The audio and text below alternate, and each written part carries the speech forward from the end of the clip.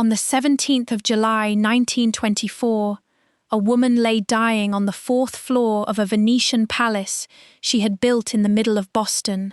She was 84 years old. Beneath her, arranged across 3 floors exactly as she had left them, hung Titians, a Rembrandt, a Vermeer, a collection so vast that people still cross oceans to stand inside it. 59 years earlier, in a townhouse 4 miles from that palace, this same woman had knelt beside a crib and watched her only child stop breathing. Everyone remembers the palace. Almost no one remembers the boy. How does one of the most talked about women in Gilded Age America, a woman nicknamed Belle and Donna Isabella by gossip columnists, a woman who walked a lion on a leash through a public square, a woman who wore a headband reading "Oh, You Red Sox" to a formal symphony concert, spend 6 decades quietly organizing an entire life around a child her own household was instructed never to mention again. This is Isabella Stewart Gardner. Full name, Isabella Stewart Gardner, née Stewart. In the next few minutes, you will discover what is kept inside a small locked case in a room called the Little Salon. A case museum staff still keep closed more often than open. You will learn what actually happened inside the house of a man named Joseph Peabody Gardner on a June afternoon in 1875, an event her own biographers cannot agree on to this day. And you will learn why, in 1886, a second boy she had raised as her own would die exactly the way a member of his family had died before him, 11 years after she brought him into her home to save him. What you are about to hear is not a story about a woman who built one of the greatest private art museums on earth. It is a story about a woman who built a shrine, dressed it as a palace, and let the public walk through her grief for a century without ever telling them what they were looking at. There is a case, in a small room, behind a curtain that is usually drawn. We will return to it. Everything else you are about to hear is only the walk toward that case. Isabella Stewart was born in New York City on the 14th of April, 1840, the first of 4 children and the only one who lived to adulthood. Her father, David Stewart, had built his fortune importing linen from Ireland and Scotland before turning that fortune toward coal, iron, and the railroads reshaping the country around him. Isabella grew up in a house where money answered nearly every question except the ones that mattered most to a watchful, restless little girl. What she was allowed to say, where she was allowed to go, and who she was permitted to become. She was tutored privately, then enrolled at a New York academy for girls, where she studied French, Italian, music, and the particular kind of composure expected of a merchant's daughter. At 16, her family sent her to Paris to finish what New York could not. It was there, in the spring of 1857, that a 17-year-old Isabella was taken to Milan and led through the private rooms of the collector Giangiacomo Poldi Pezzoli, chamber after chamber arranged not by chronology, but by feeling, as though a life could be organized like a house and walked through afterward. Standing in front of a Renaissance painting hung against dark velvet, she said that if she ever inherited money of her own, she would build a house exactly like this one, for people to walk through and feel something. She was not yet 20. She had no way of knowing what, 6 decades later, she would actually be asking strangers to walk through. What Isabella was given, in abundance, was access to language, to Europe, to beauty, to the finest schools money could arrange. What she was not given was permission. Not permission to grieve loudly, not permission to fail publicly, in the way Boston's oldest families never failed publicly, and not permission, later, to keep a child alive through sheer will, though she would spend the rest of her life behaving as though she still believed that had once been within her power. She returned to New York in 1858, restless, already sensing that the life prepared for her, a marriage, a house, a name folded into someone else's family tree, would not be large enough to hold whatever she actually was. Within 2 years, she would have that marriage. Within 3, she would have a townhouse on Boston's most fashionable street. Within 5, she would have a child. Within 7, she would have neither the child nor, for a long time afterward, herself. That collapse is where this story actually begins. Isabella Stewart was born in New York City on the 14th of April 1840, the first of 4 children and the only one who lived to adulthood. Her father, David Stewart, had built his fortune importing linen from Ireland and Scotland before turning that fortune toward coal, iron, and the railroads reshaping the country around him. Isabella grew up in a house where money answered nearly every question, except the ones that mattered most to a watchful, restless little girl: what she was allowed to say, where she was allowed to go, and who she was permitted to become. She was tutored privately, then enrolled at a New York academy for girls, where she studied French, Italian, music, and the particular kind of composure expected of a merchant's daughter. At 16, her family sent her to Paris to finish what New York could not. It was there, in the spring of 1857, that a 17-year-old Isabella was taken to Milan and led through the private rooms of the collector Gian Giacomo Poldi Pezzoli, chamber after chamber, arranged not by chronology, but by feeling, as though a life could be organized like a house and walked through afterward. Standing in front of a Renaissance painting hung against dark velvet, she said that if she ever inherited money of her own, she would build a house exactly like this one, for people to walk through and feel something. She was not yet 20. She had no way of knowing what, 6 decades later, she would actually be asking strangers to walk through. What Isabella was given, in abundance, was access to language, to Europe, to beauty, to the finest schools money could arrange. What she was not given was permission. Not permission to grieve loudly, not permission to fail publicly, in the way Boston's oldest families never failed publicly, and not permission, later, to keep a child alive through sheer will, though she would spend the rest of her life behaving as though she still believed that had once been within her power.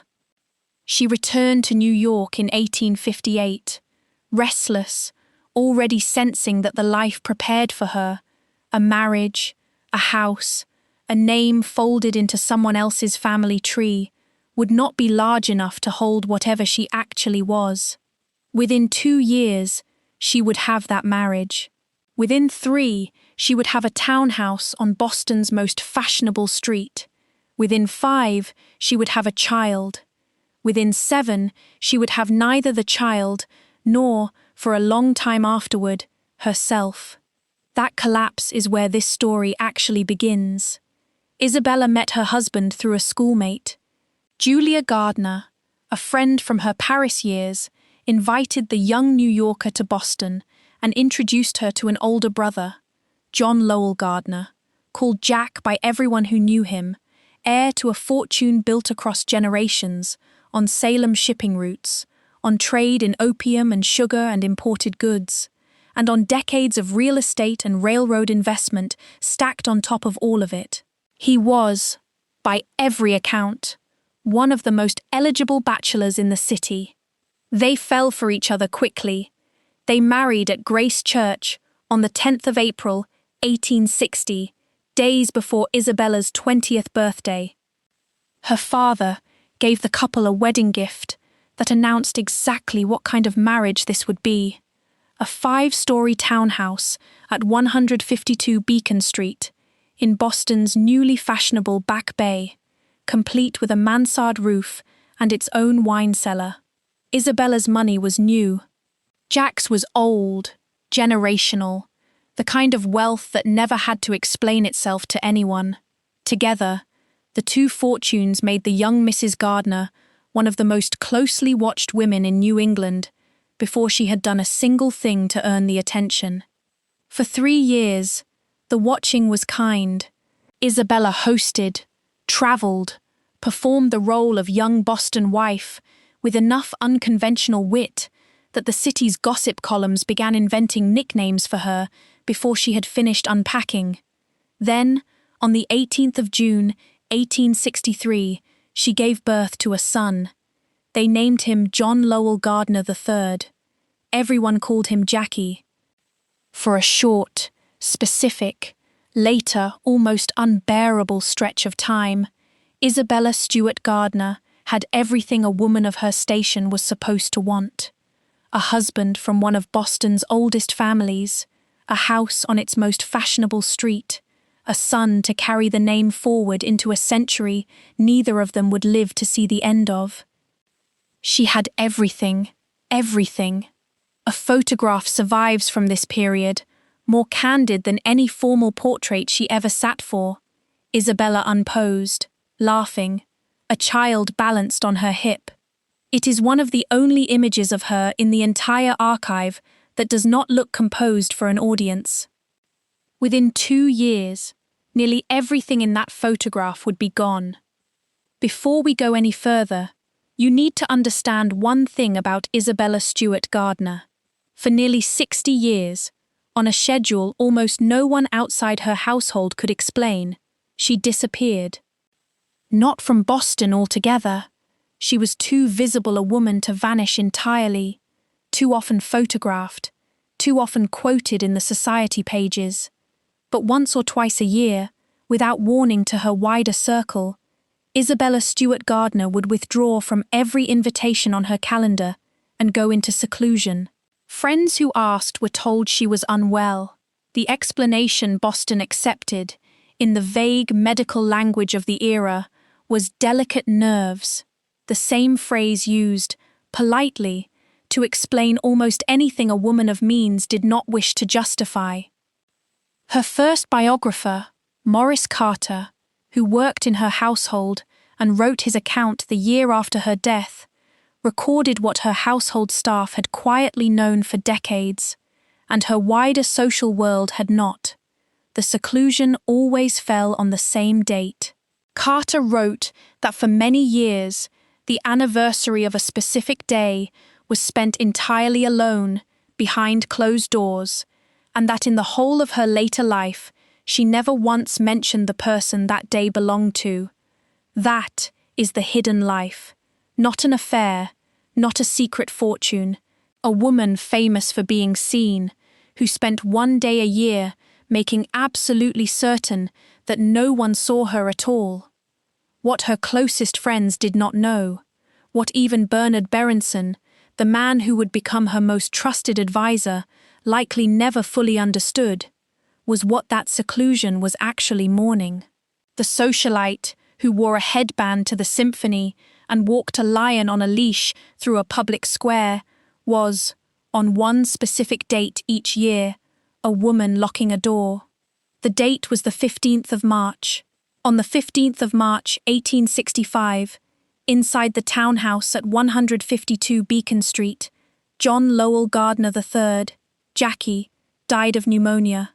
He was 1 year and 9 months old, weeks short of his 2nd birthday. He had likely caught an ordinary childhood cold weeks earlier, the kind that swept through Boston households every winter and usually passed without consequence. In Jackie's case, it did not pass. It settled into his chest, and within days, in a nursery his mother had decorated herself, he stopped breathing.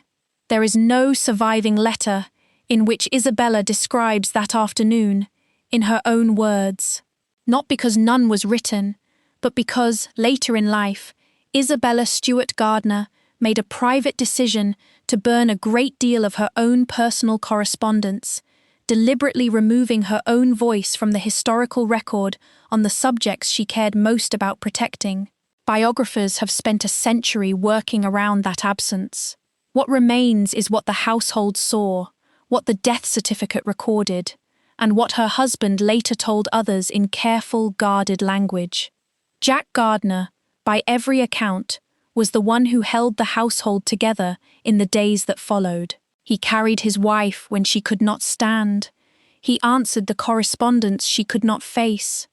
He made the arrangements at Mount Auburn Cemetery, where their son would be the first of the family laid to rest in a tomb that decades later would hold 3 generations of a story this video is telling you tonight. If you have ever stood in a room where a child's things are still arranged exactly as the child left them, the same shoes by the same door, the same toy on the same shelf, moved by no one, because moving it would mean admitting something, you already understand, on some level, what the next 59 years of Isabella Stewart Gardner's life were actually about. She did not simply grieve a son. She built, slowly and without ever naming it, a permanent architecture around the fact that he had existed. There was one detail about Jackie's death that Isabella kept, in some form, close to her for the rest of her life, a specific object, tied to this loss, that would not surface publicly again for years. We are not ready to tell you what it was. Boston saw a young widow's grief and assumed, reasonably, that time would resolve it. What Boston did not see was what happened inside that Beacon Street house across the following 2 years. A year after Jackie's death, Isabella became pregnant again. The pregnancy ended in miscarriage. Her doctors delivered a verdict with the flat, clinical certainty of the era. She would not be able to bear another child. In the same stretch of months, Isabella's close friend and sister-in-law also died. 3 losses, stacked on top of each other, in barely 2 years. Isabella Stewart Gardner, 26 years old, fell into what her contemporaries and later biographers alike describe as a severe, extended depression. She withdrew almost entirely from the social world that had only 3 years earlier been inventing affectionate nicknames for her. Here is what no popular account of her life fully explains: how physically ill she actually became. By 1867, when her doctors finally prescribed the one remedy 19th century medicine reliably offered women in her condition, travel, Isabella was too weak to walk up the gangway of the ship, taking her and Jack to Europe. She had to be carried aboard on a stretcher. What followed, over the next year, was not a cure so much as a redirection. Travelling through Scandinavia, Russia, and Paris, Isabella began keeping detailed travel journals and scrapbooks, cataloguing art and objects with an intensity that had not been part of her personality before. She was, without naming it as such, building a private inner world made of beautiful, ordered, controllable things, a world where nothing died without her permission, because nothing in it had ever been alive to begin with. Her husband, for his part, never once suggested she move on. He rebuilt his entire itinerary of their marriage around what she needed. It is the reason their partnership survived what destroys many marriages of similar loss. But the household they returned to was permanently changed. There would be no more children born into that house on Beacon Street. And the couple who had once seemed destined to fill Boston's most fashionable street with heirs would, for the next decade, remain a family of exactly 2. That would not last. 10 years passed. Then, in 1875, tragedy rearranged the Gardner family a second time, though this time it did not simply take. It also gave, in the strangest and most complicated way, a decade of grief can give anything back. Jack's brother, Joseph Peabody Gardner, died that year, leaving 3 young sons suddenly without a father: Joseph Jr., 14 years old, William Amory, 11, and Augustus, 9. Their mother, Harriet, had died a decade earlier, the same year Jackie died. The boys were, in the plainest sense, orphans. This was not the first time death had rearranged furniture inside this family, but it was different in one specific way. This time, it left 3 living children behind, and the record of exactly how their father died does not agree with itself. The Isabella Stewart Gardner Museum's own official materials state simply that Joseph Peabody Gardner died in 1875, with no cause specified. Other biographers, working from family correspondence and later oral history, describe his death as a suicide, the first of 2 suicides that would eventually run through this branch of the Gardner family. Both accounts cannot be entirely true as written. What can be said with certainty is that Joseph Peabody Gardner did not live to see his sons grow up, and that the exact manner of his death was something this family, much like the death of Jackie, chose not to speak about plainly. Jack and Isabella did not hesitate. They took all 3 boys into their home and raised them as their own, not informally, not as a temporary arrangement, but as a full and permanent adoption of responsibility.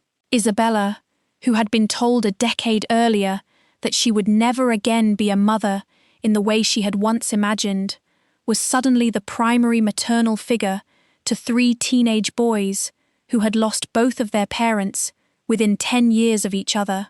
Her first biographer wrote that in her duty to these boys, she was faithful and conscientious, words that, on their surface, sound like modest praise.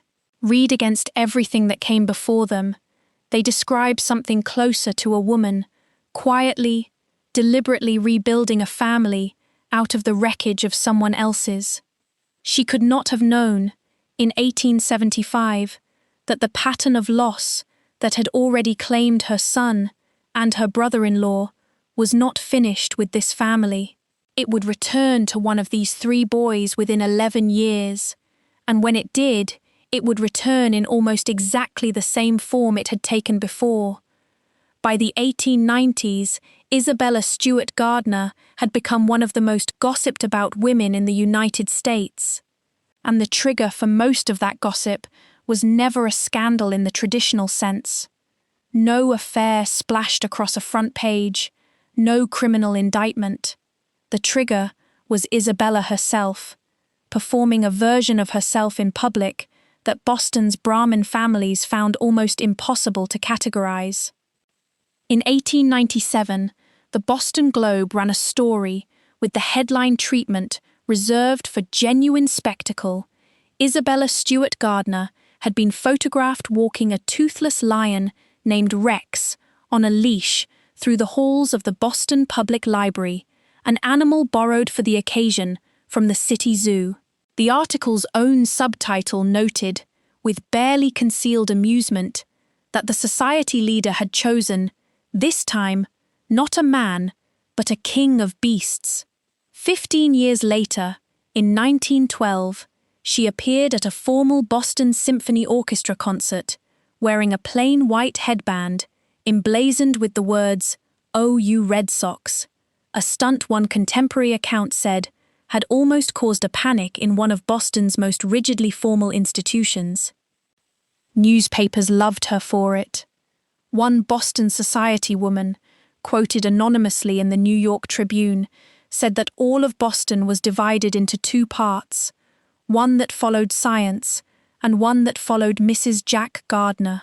When gossip about her circulated that she found inaccurate or unflattering, Isabella's own preferred response, recorded by more than one contemporary, was simple: don't spoil a good story by telling the truth. Here is the part that no headline of the era ever explained. What the press was mocking as eccentricity, the lion, the headband, the cigarettes, the fast driving, the refusal to behave like a proper Brahmin widow, was not actually the secret Isabella Stewart Gardner was protecting. The real secret was something the newspapers never got close to: that the same woman making front-page spectacle of herself in public was, on one specific date every March, locking a door and speaking to no one. The performance and the concealment were not contradictions. They were the same strategy, worn on two different days of the calendar.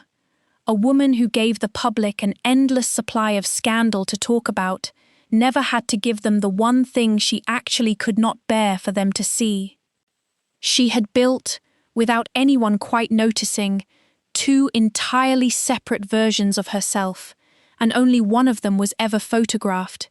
Isabella Stewart Gardner never physically left Boston for good, but by the 1890s she had begun constructing a different kind of departure, one measured not in miles, but in acquisitions. With the family's wealth compounding through Jack's investments and Isabella's own eventual inheritance, she began redirecting the full force of her attention towards something that had first taken root on a townhouse floor in Milan nearly 40 years earlier, building a house meant to hold beauty, permanently, on her own terms. In 1891, following her father's death, Isabella inherited close to $2,750,000, worth roughly $78 million in today's money. It transformed the scope of what she could collect. Working with the young Harvard-trained scholar, Bernard Berenson, she began acquiring the paintings that would eventually define her legacy: a Rembrandt self-portrait, Titian's Rape of Europa, Botticelli's Story of Lucretia. The children she and Jack had raised experienced this period from the edges of it, absorbed into the household's rhythms of travel, collecting, and quiet formality, sent off to schools like Harvard and St. Paul's, while their aunt and uncle built something none of them fully understood yet. Isabella, who once believed a house could be organized like a life, was now organizing an actual house, filling every room of a growing collection with objects chosen so precisely that visitors would later say no two pieces in her museum ever felt randomly placed. Here is the first piece of the puzzle we promised you at the beginning of this video. Inside the little salon of the museum Isabella eventually built, there is a small glass case, kept behind a curtain more often than not. Long after her death, museum staff would describe it as one of the most private corners of the entire collection, a case Isabella arranged herself, containing miniature portraits she chose not because they were valuable, but because of who they were of. We are still not ready to tell you everything the case contains, but you should know, now, that it exists, that it predates the museum's public opening by years, and that it was never intended as decoration. Isabella was no longer simply collecting art. She was quietly building somewhere to put the people she had lost, where they would never again be moved, misplaced, or forgotten, a permanence she had not been able to give any of them in life. His name was Bernard Berenson.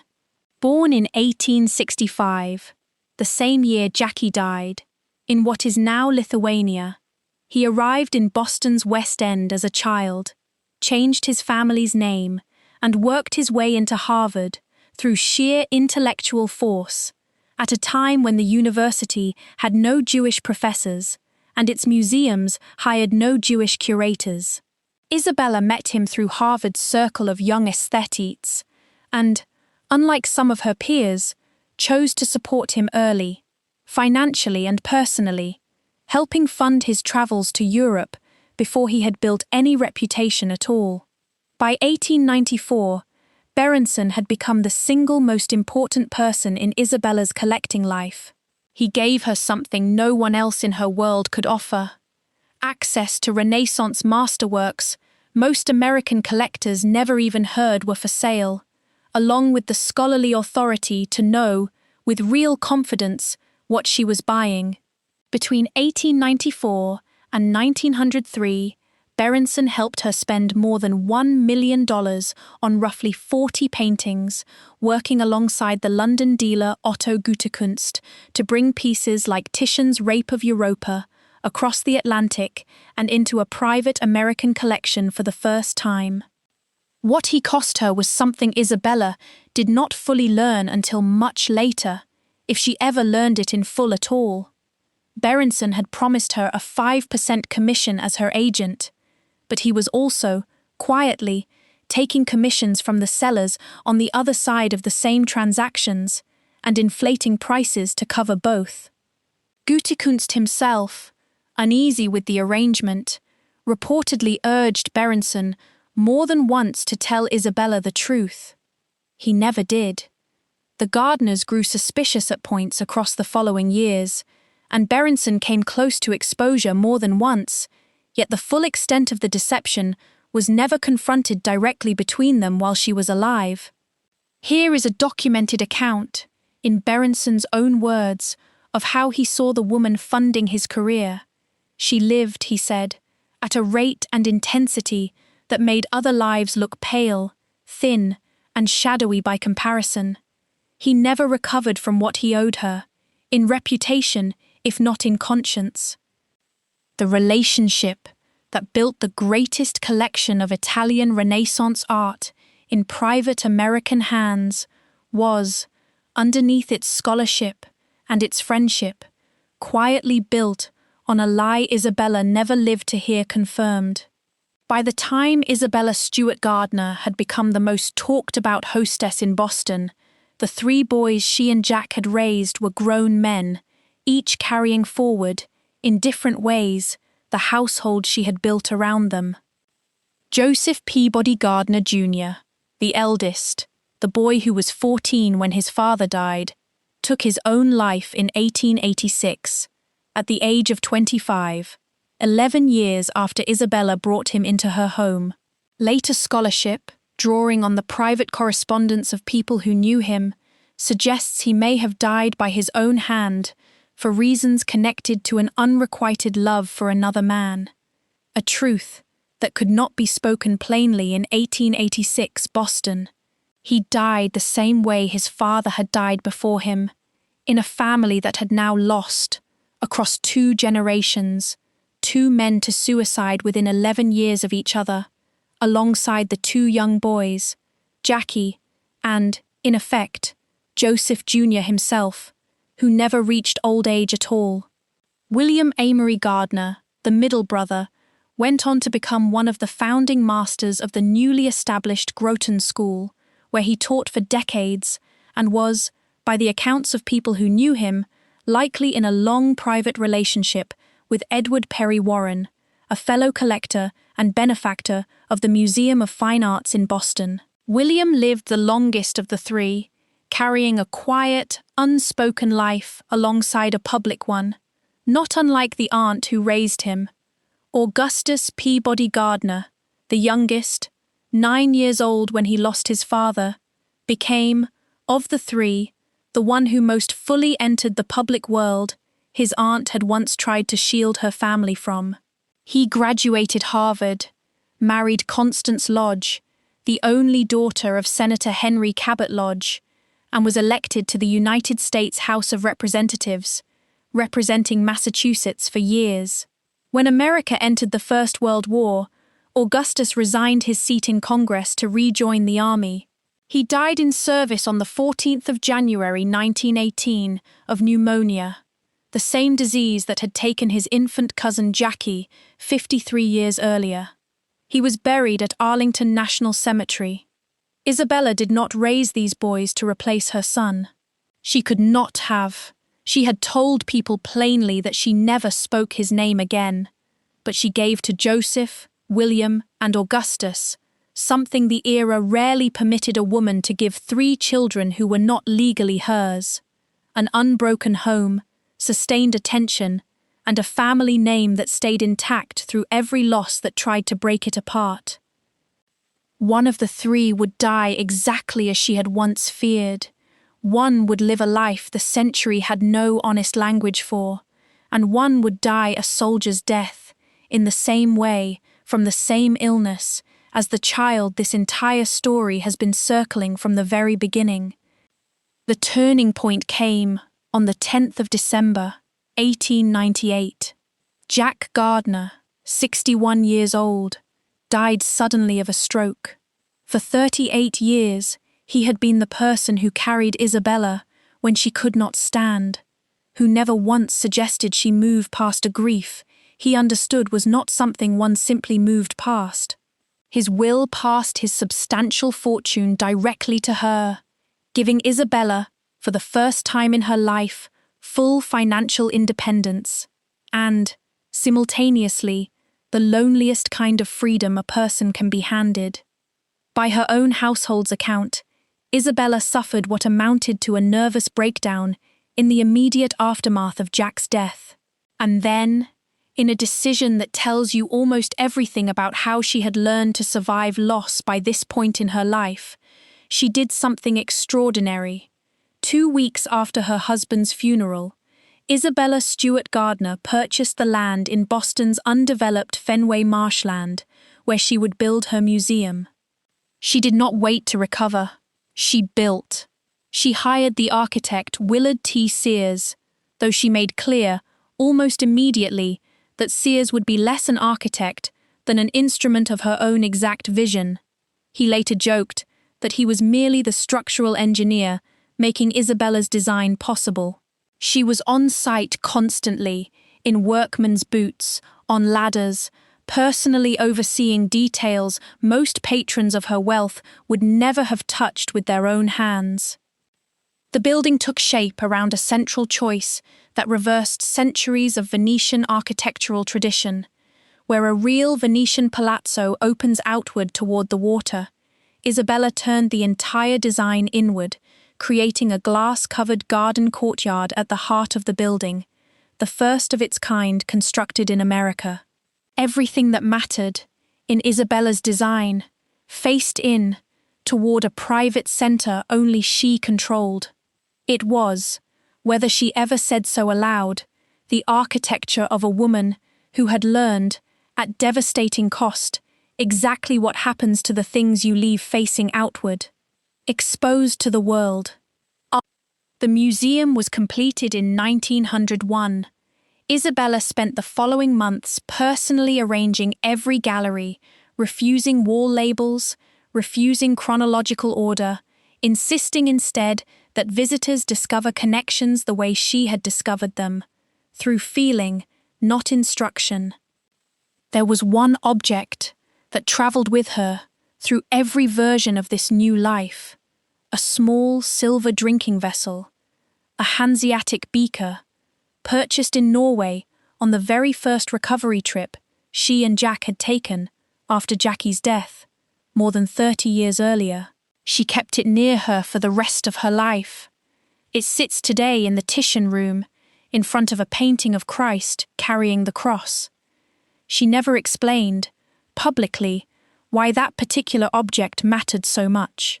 Fenway Court, as Isabella called her museum, opened privately on the 1st of January, 1903, with a celebration that featured a performance by members of the Boston Symphony Orchestra and, in a detail entirely characteristic of her, a menu that paired champagne with plain donuts.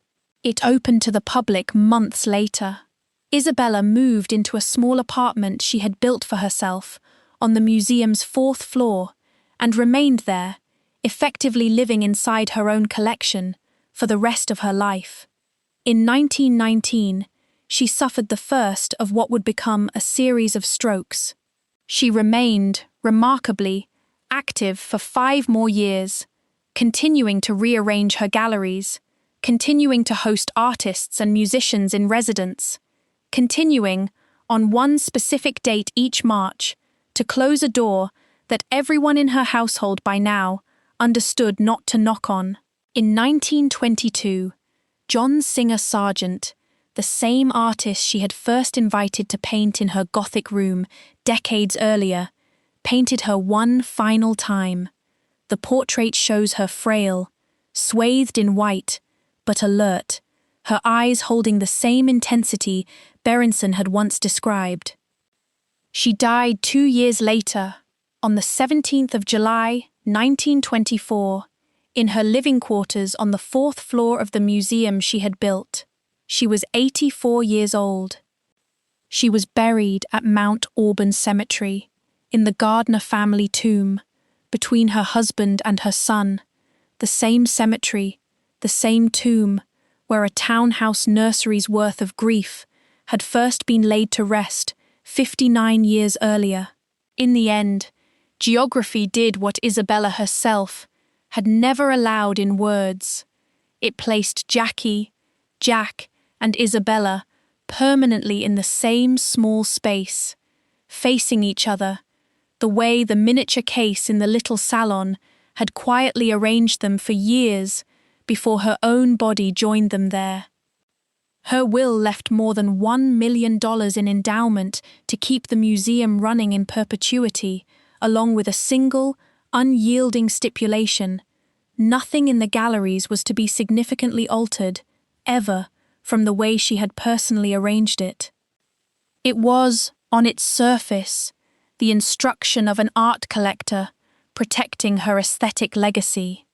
It was also, underneath, the instruction of a woman who had spent nearly 6 decades learning exactly one lesson from loss: that the only way to keep anything permanently is to make absolutely certain no one is ever allowed to move it again.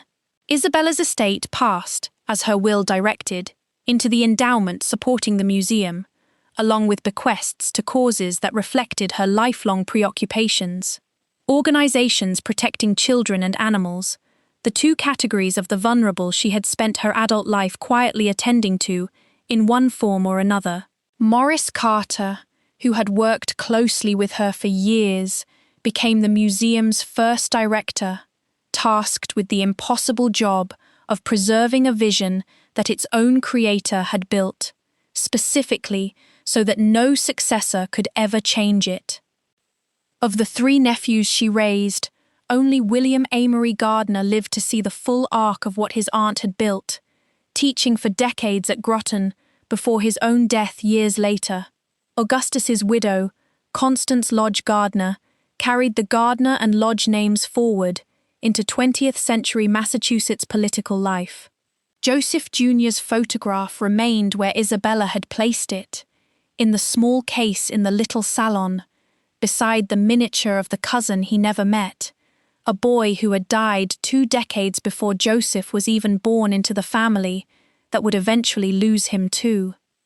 For decades after Isabella's death, the case in the Little Salon remained one of the least discussed corners of an internationally famous museum. It was not hidden from the public exactly. Visitors could, and still can, walk directly past it. But it was rarely explained, rarely photographed, rarely written about, until the museum itself finally opened its own archives to closer public scholarship in the 21st century. Here, finally, is what the case contains: 4 miniature portraits, arranged deliberately by Isabella's own hand. In the center, Jackie, the son who died at not quite 2 years old. Beneath him, Joseph Peabody Gardner Jr., the nephew who took his own life at 25. To the side, Jack Gardner, the husband who carried her through all of it and predeceased her by 26 years. And beside them all, a portrait of Isabella herself, placing her own image permanently among the family she had lost, as though she could not fully imagine an arrangement of her grief that did not include her own presence keeping watch over it.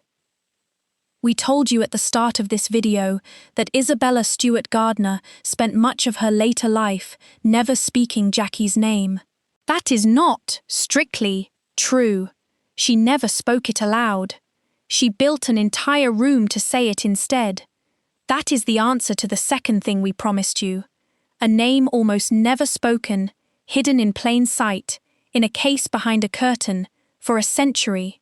For most of the 20th century, Isabella Stewart Gardner was remembered, when she was remembered at all beyond her museum, as a Gilded Age eccentric, the lion on the leash, the headband at the symphony, the widow gossip columns called America's Most Fascinating.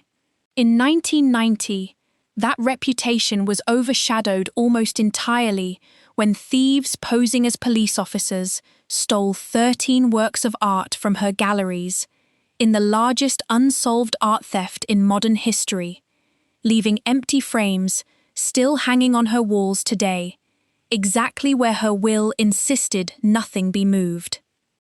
It took until the 21st century, particularly the 2022 publication of Isabella Stewart Gardner, A Life, by museum curators Nathaniel Silver and Diana Sieve Greenwald, along with Natalie Dykstra's 2024 biography, Chasing Beauty, for a fuller reappraisal to take hold. What emerged from newly examined letters, museum archives, and family correspondence was not a frivolous eccentric performing wealth for its own sake, but a woman whose entire public persona had been constructed, consciously and strategically, around a private architecture of loss she never stopped managing. What Isabella Stewart Gardner was not mad, frivolous, or simply a wealthy widow indulging strange whims for attention. What the newer scholarship suggests instead is something closer to a woman who understood, with unusual clarity for her era, that grief without an outlet becomes a kind of illness, and who built, instead of succumbing to that illness, one of the most enduring institutions in American cultural history as its outlet. The most quietly devastating detail to emerge from this reappraisal is not a letter or a diary entry, because, as we told you earlier, Isabella made sure most of those were destroyed. It is the case itself. The fact that a woman capable of building a public monument seen by hundreds of thousands of visitors a year chose, for her most private tribute, something the size of a bookshelf, tucked into a room most visitors walk straight past. What the press of her own era called eccentricity was, in fact, architecture. What Boston society called a widow's whims was, in fact, engineering, a woman rebuilding, room by room, object by object, decade by decade, a version of permanence that biology and disease had refused to give her the first time. This is not a story about a woman who built one of the greatest private art museums on earth. It is a story about a woman who built a shrine, dressed it as a palace, and let the public walk through her grief for a century without ever telling them what they were looking at. Now you know what they were looking at. For most of the 20th century, Isabella Stewart Gardner was remembered, when she was remembered at all beyond her museum, as a Gilded Age eccentric, the lion on the leash, the headband at the symphony, the widow gossip columns called America's Most Fascinating. In 1990, that reputation was overshadowed almost entirely when thieves posing as police officers stole 13 works of art from her galleries in the largest unsolved art theft in modern history, leaving empty frames still hanging on her walls today, exactly where her will insisted nothing be moved. It took until the 21st century, particularly the 2022 publication of Isabella Stewart Gardner, A Life, by museum curators Nathaniel Silver and Diana Sieve Greenwald, along with Natalie Dykstra's 2024 biography, Chasing Beauty, for a fuller reappraisal to take hold. What emerged from newly examined letters, museum archives, and family correspondence was not a frivolous, eccentric performing wealth for its own sake, but a woman whose entire public persona had been constructed, consciously and strategically, around a private architecture of loss she never stopped managing. What Isabella Stewart Gardner was not mad, frivolous, or simply a wealthy widow indulging strange whims for attention. What the newer scholarship suggests instead is something closer to a woman who understood, with unusual clarity for her era, that grief without an outlet becomes a kind of illness, and who built, instead of succumbing to that illness, one of the most enduring institutions in American cultural history as its outlet. The most quietly devastating detail to emerge from this reappraisal is not a letter or a diary entry, because, as we told you earlier, Isabella made sure most of those were destroyed.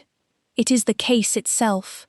The fact that a woman capable of building a public monument, seen by hundreds of thousands of visitors a year, chose for her most private tribute something the size of a bookshelf, tucked into a room most visitors walk straight past. What the press of her own era called eccentricity was, in fact, architecture. What Boston society called a widow's whims was, in fact, engineering. A woman rebuilding, room by room, object by object, decade by decade, a version of permanence that biology and disease had refused to give her the first time. This is not a story about a woman who built one of the greatest private art museums on earth. It is a story about a woman who built a shrine, dressed it as a palace, and let the public walk through her grief for a century without ever telling them what they were looking at. Now you know what they were looking at. Return, for a moment, to where this video began. A woman on the 4th floor of a Venetian palace, 84 years old, dying in the middle of a collection she had spent a lifetime arranging so that nothing inside it could ever be moved, lost, or forgotten again. Downstairs, in the Little Salon, behind a curtain usually drawn, the small glass case waits where it has waited for over a century. Jackie in the centre, Joseph beneath him, Jack beside them, and Isabella's own image, placed there by her own hand, keeping permanent company with everyone this story has cost her. How does one of the most talked about women in Gilded Age America spend 6 decades organizing her life around a child she was told, by her own grief, never to speak of again? She does it exactly the way Isabella Stewart Gardner did, not by forgetting him, and not by speaking his name, but by building, patiently and at enormous expense, a permanent structure in which he could never again be taken from her. A palace with no exits facing outward, a courtyard with no view of the street, a museum with a rule, enforced by will and by law, that nothing, not one object, not one arrangement, not one small case in one small room, would ever again be allowed to disappear. She built a house for beauty and called it a gift to the public. It was also, underneath, the only kind of nursery a woman of her era and her losses was ever permitted to keep. What Isabella Stewart Gardner built, and what it cost her run, in the end, in parallel, never quite touching. She built one of the most important private art collections in American history. Titian's, Rembrandt's, a Vermeer, a legacy that still draws visitors from every continent. It cost her a son at not quite 2 years old, a nephew to his own hand at 25, a husband to a stroke at 61, and nearly 60 years of a private date each March that she never once, in any surviving document, allowed herself to explain to anyone outside that house. The Hanseatic beaker still sits in the Titian room, in front of a painting of Christ carrying the cross, exactly where she left it. The case in the Little Salon is still there, behind its curtain, more often closed than open. She kept her promise. If you know something about Isabella Stewart Gardner, that this story did not reach, write it below.